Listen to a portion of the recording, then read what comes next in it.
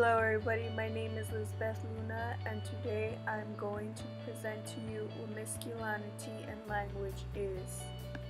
Masculinity is a set of attributes, behaviors, and roles associated with boys and men. Masculinity is both socially defined and biologically created. It is distinct from the definition of the male biological sex. So it basically is of what you and I know of what a male should be. That is a man. But yet, what is masculinity in language? It is using words such as he or man as a universal pronoun for everybody. It's like saying mankind as a synonym instead of using everybody.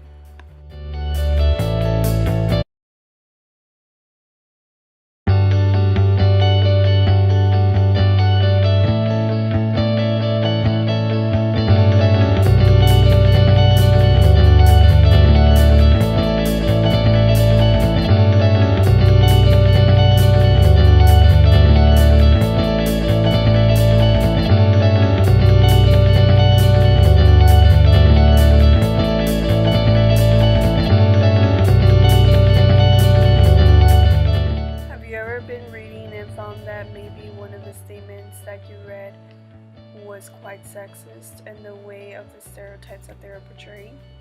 Well, here are some examples of them.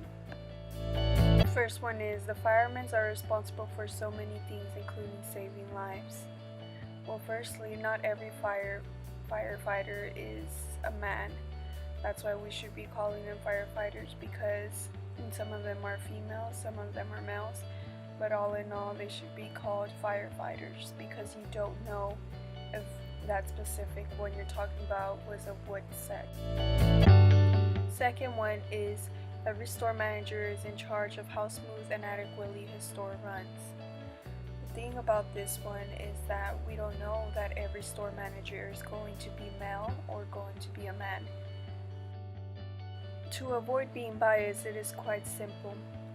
All there is to it is to use words that do not describe the gender that you are addressing, such as everyone, there, everybody, and etc. It is quite simple to use these terms because now you know that you are addressing everybody in the crowd, and now you know that you're not stepping on everybody's toes because of their desired pronouns.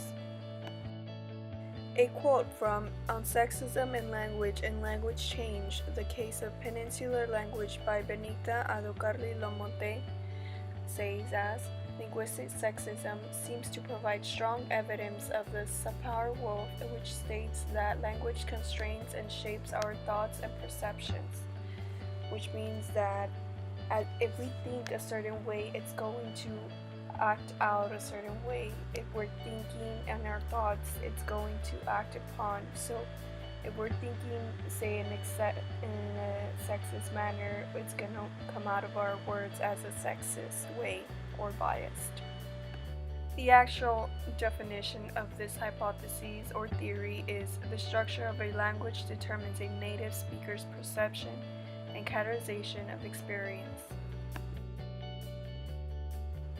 According to the same document by Benita Adocarli-Lamonte, she suggests that a way to stop being biased is also implementing gender-neutral language in elementary school, so we can teach our children to know that gender-neutral language is a better way to fully include both sexes, male and female, into one statement. In a study titled The Dark Side of Gendered Language, the masculine generic form, a cause for self-report bias, where participants of both sexes were one by one approached in various libraries of the campus and were asked to fill out a questionnaire for a psychology experiment. Participants were told and measured motivation and attitudes regarding courses that were taking on their current semester. The two forms of the questionnaire were randomly distributed among participants.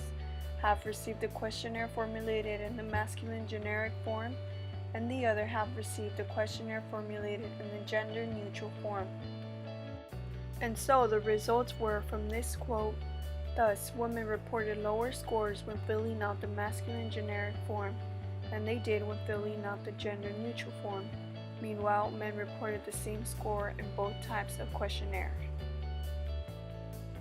This means that the women might have felt less oppressed or more welcomed by the gender-neutral form, and so the men might have felt unbothered or no difference. In conclusion, this experiment shows that the women and men both have good results back with the gender-neutral questionnaires, so why not use gender-neutral in more of our documents? Now, as a side note, just like masculinity can exist in language, well, feminism can exist in it too. It may not be as prominent, but stereotypes do still exist. Take for instance, the secretary does her work at her desk in the office.